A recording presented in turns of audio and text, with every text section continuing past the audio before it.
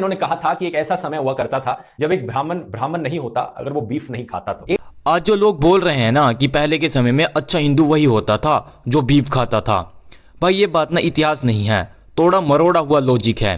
हमारे बाप दादा गाय को बचाने के लिए जान दे गए, क्योंकि वे जानते थे ना कि गाय पेट की चीज नहीं है, जीवन का सहारा है। अगर बीफ खाना सच में आम होता तो सदियों तक गौरक्षा की परंपरा जिंदा ही क्यों रहती। जब हमारे देवी देवता खुद गाय को पूजते रहे, उसे माँ का दर्जा दिया, तो अब कोई कैसे कह सकता है कि यहाँ उसकी कदर नहीं थी। ये इतिहास नहीं, सीधी सीधी आंख मूंद कर बोली गई बात है। सच इतना है कि परंपरा समझ से बनती है, जिद और बहाने से नहीं। पुराने भारत के लोग ना समझदार थे, उन्हें पता था कि पशु जानवर नहीं, जीवन का सहारा है। गाय से दूध मिलता था, गोबर से खेती होती थी, जमीन ना उपजाऊ बनती थी, और वही फसल भारत को सोने की चिड़िया बनाती थी। इसलिए यहाँ गाय ही नहीं, पूरा पशुधन पूजनीय माना जाता था। लेकिन बाहर से आए इन आक्रमणकारियों को ना तो खेतीबाड़ी की समझ थी, ना पशुओं की कीमत पता थी, और ना ही दया और मानवता की समझ थी। सच साफ है कि हिंदू परंपरा पेट से नहीं, दया, समझ और सम्मान से बनी है। आज के दिन बहुत से लोग हमारे देश में गाय को माता समान मानते हैं, गाय की पूजा करते हैं। और ध्रुव राठी भाई का कहना है ना कि कुछ लोग ना गाय की पूजा करते हैं, गाय सिर्फ एक जानवर है, और फिर ना वो विनायक सावरकर, अंबेडकर जी और स्वामी विवेकानंद जी की दलील देते हैं। लेकिन दोस्तों ना, आप बुरा मत मानना, अब मैं आपको बताना चाहता हूँ ना कि गाय की पूजा क्यों करनी चाहिए। जो लोग ना गाय की पूजा पर सवाल उठाते हैं, उनसे भाई मैं बस यही पूछना चाहता हूँ कि हम अपनी माँ का दूध तो कुछ साल पीते हैं और पूरी जिंदगी उन्हें माँ कहते हैं, लेकिन गाय का दूध ना हम बचपन से लेकर बुढ़ापे तक पीते हैं। वही दूध शरीर बनाता है और ताकत देता है। तो बताओ, जो चीज ना हमारी पूरी जिंदगी साथ देती है, तो उसे सिर्फ जानवर क्यों कहें। अगर इसका सिर्फ बायोलॉजी से तय होता तो धरती को माता क्यों कहा जाता।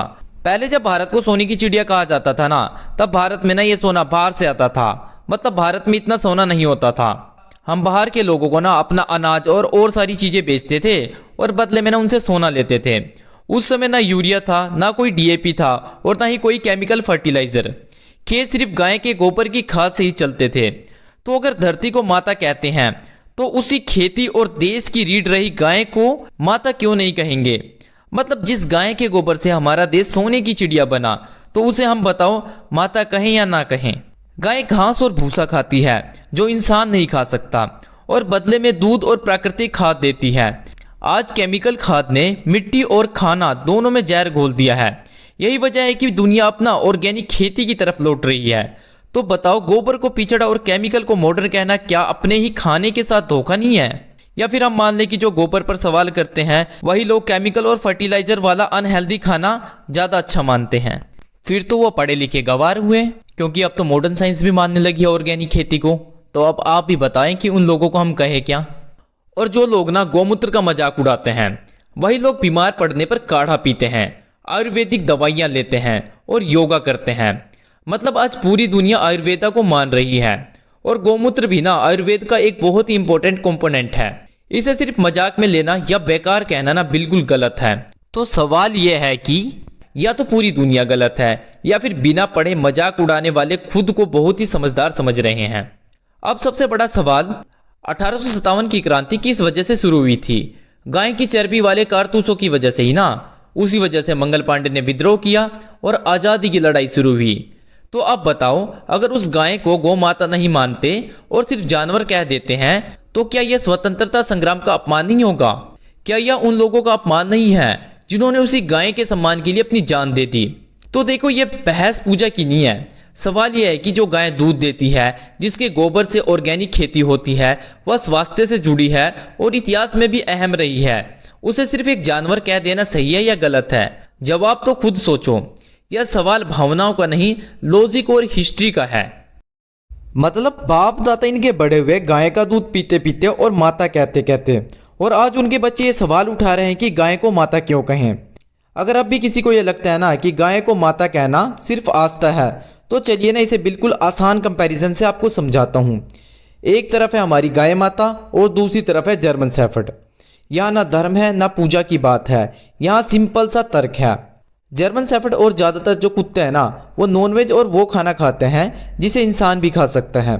अगर ऐसे जानवरों की संख्या बहुत ज़्यादा बढ़ गई, तो सीधी सी बात है कि इंसानों और जानवरों के बीच में खाने के क्लैश हो सकते हैं। दूसरी तरफ ना गाय खाती है घास, भूसा, ऐसी चीज़ें जो इंसान नहीं खा सकता। यानी गाय इंसान के खाने पर बोझ नहीं बनती, बल्कि बेकार चीज़ों को उपयोगी चीज़ों में बदल देती है। कुत्ता जो पोटी करता है ना, उसका कोई खेती, दवाई या उत्पादन में काम नहीं होता। शहर में तो कुत्तों की पोटी बीमारी फैलने का कारण मानी जाती है। वहीं गाय का गोबर खेती में खाद के रूप में इस्तेमाल होता है। आज जब दुनिया फिर से ऑर्गेनिक खेती की तरफ लौट रही है, तो गाय के गोबर की कीमत समझ में आने लगी है, क्योंकि जो ये केमिकल खाद है ना, मिट्टी और सेहत दोनों को नुकसान पहुंचा रहा है। इसी तरह कुत्ते का पेशाब सिर्फ गंदगी माना जाता है, उसका कोई इलाज या मेडिकल इस्तेमाल नहीं है। लेकिन गाय के मूत्र का जिक्र आयुर्वेद में मिलता है। आयुर्वेद को आज पूरी दुनिया मान रही है। उसी आयुर्वेद में कुछ चीज़ों में गोमूत्र का उपयोग किया जाता है। अब या तो आयुर्वेद को मानने वाली पूरी दुनिया गलत है, या फिर हम बिना समझे मजाक बना रहे हैं। फायदे की बात करें तो कुत्ता पालने से एक फायदा मिलता है कि भाई घर की रखवाली होती है। इसके अलावा एक कुत्ते को पालने में कितना खर्च आता है, या तो कुत्ते पालने वाले से ही पूछ लेना। दूसरी ओर गाय से दूध मिलता है, दूध से आमदनी होती है, गोबर से खेती में फायदा होता है और कई लोगों की रोजी रोटी चलती है। गाय से मिलने वाली आमदनी से चाहे तो आप अलग से एक सिक्योरिटी गार्ड भी रख सकते हैं, लेकिन कुत्ते से आप ये सब नहीं कर सकते। इसलिए सवाल यह नहीं होना चाहिए कि गाय की पूजा क्यों की जाए। असली सवाल यह है कि जो जीव खेती, भोजन, सेहत और इकोनॉमिक्स से जुड़ा है, उसे सिर्फ एक जानवर कह देना क्या सही है? जब तर्क और जमीन की सच्चाई सामने रखी जाए तो बात अपने आप साफ हो जाती है।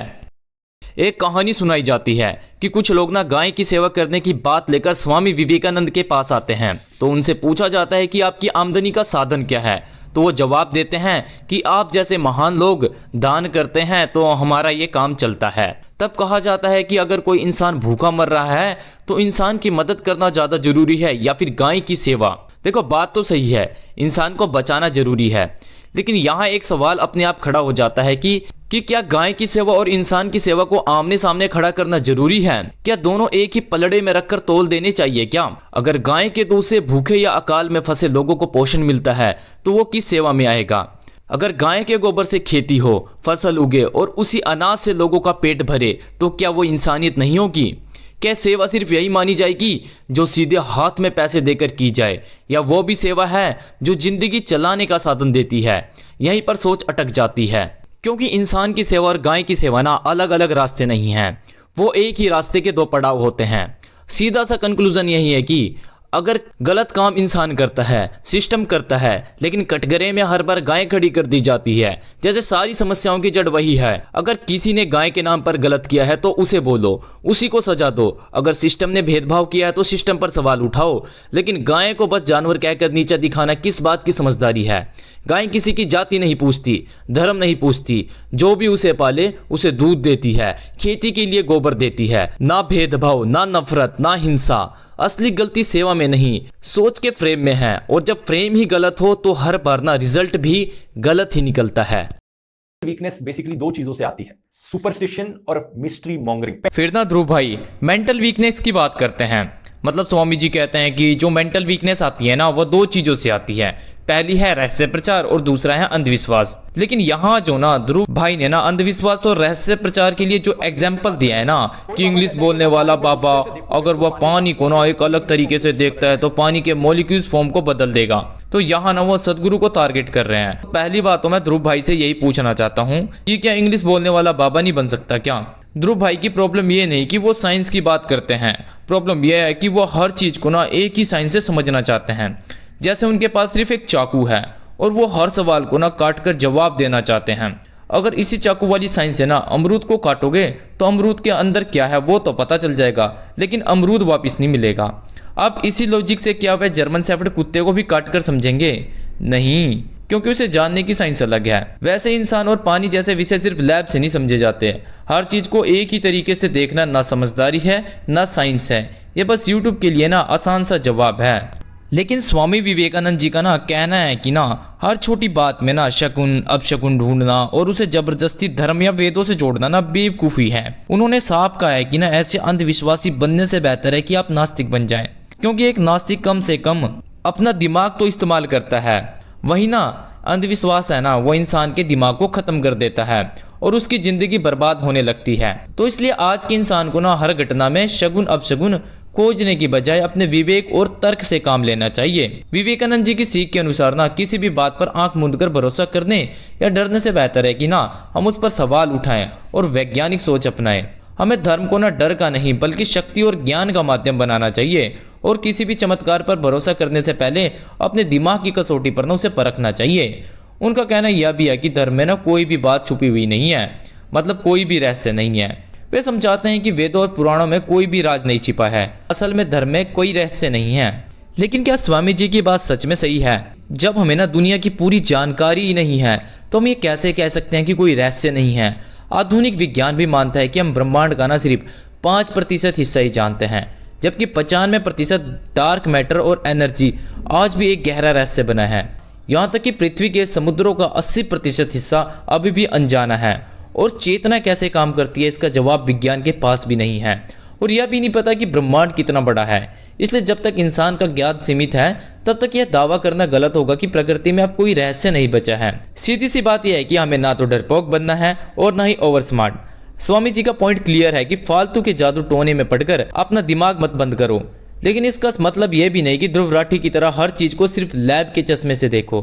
भाई दुनिया में ना अभी भी बहुत सारे मिस्ट्रीज हैं, जैसे डार्क मैटर या हमारी चेतना, जिन्हें साइंस ना पूरी तरह डिकोड नहीं कर पाया है। तो सीन यह है कि जहां लॉजिक चले वहां लॉजिक लगाओ, लेकिन यह भी मानो कि दुनिया में अभी बहुत कुछ जानना बाकी है। बस आंखें और दिमाग दोनों खुले रखो, ब्लाइंड फॉलोवर मत बनो।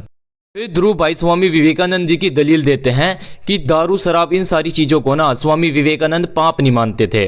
वे सिर्फ यही मानते थे कि ये चीज गलत है, लेकिन ये पाप नहीं है। मतलब जो चीज शरीर को धीरे धीरे खोखला करे, परिवार तोड़े, बच्चों का भविष्य बिगाड़े और समाज में अपराध बढ़ाए, अगर वह पाप नहीं तो फिर पाप किसे कहेंगे? अगर हम ये कहना शुरू कर दे कि शराब पीना गलत है लेकिन पाप नहीं, तो कल यही लॉजिक कोई और भी लगाएगा, जैसे कि किसी को जान से मारना गलत है मगर पाप नहीं है, बस एक गलती थी सजा क्यों?